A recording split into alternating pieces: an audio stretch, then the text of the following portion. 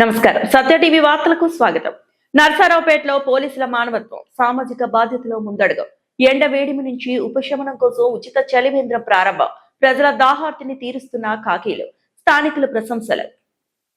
శాంతి భద్రతల పరిరక్షణే కాదు, సామాజిక సేవే లక్ష్యమని నిరూపిస్తున్నారు పల్నాడు జిల్లా పోలీసులు. బానుడి బగబగలతో జనం అల్లాడిపోతున్న వేళ బాటసారుల దాహార్తిని తీర్చేందుకు నర్సారావుపేటలో ఉచిత చలివేంద్రాన్ని ఏర్పాటు చేశారు. పల్నాడు జిల్లా నర్సారావుపేటలో కాకీలు తమ ఉదారతను చాటుకున్నారు. సాధారణంగా పోలీసులు అంటే కఠినంగా ఉంటారనే భావనను పక్కన పెట్టి ప్రజల కష్టాల్లో పాలుపంచుకుంటున్నారు. జిల్లా ఎస్పీ బి కృష్ణారావు ఆదేశాల మేరకు డీఎస్పీ హనుమంతరావు పర్యవేక్షణలో పట్టణంలో ప్రత్యేక చలివేంద్రాన్ని ఏర్పాటు చేశారు. నర్సారావుపేట 2వ పట్టణ పోలీస్ స్టేషన్ సీఐ ప్రభాకర్ ఆధ్వర్యంలో ఈ కార్యక్రమం నిర్వహించారు.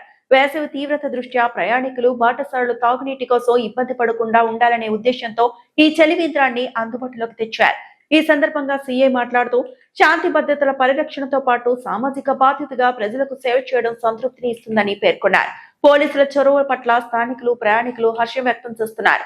నిత్యం డ్యూటీలో బిజీగా ఉండే పోలీసులు ఇంతటి వేడిలో తమ కోసం చలివేంద్రం ఏర్పాటు చేయడం అభినందనీయమని కొనియాడారు.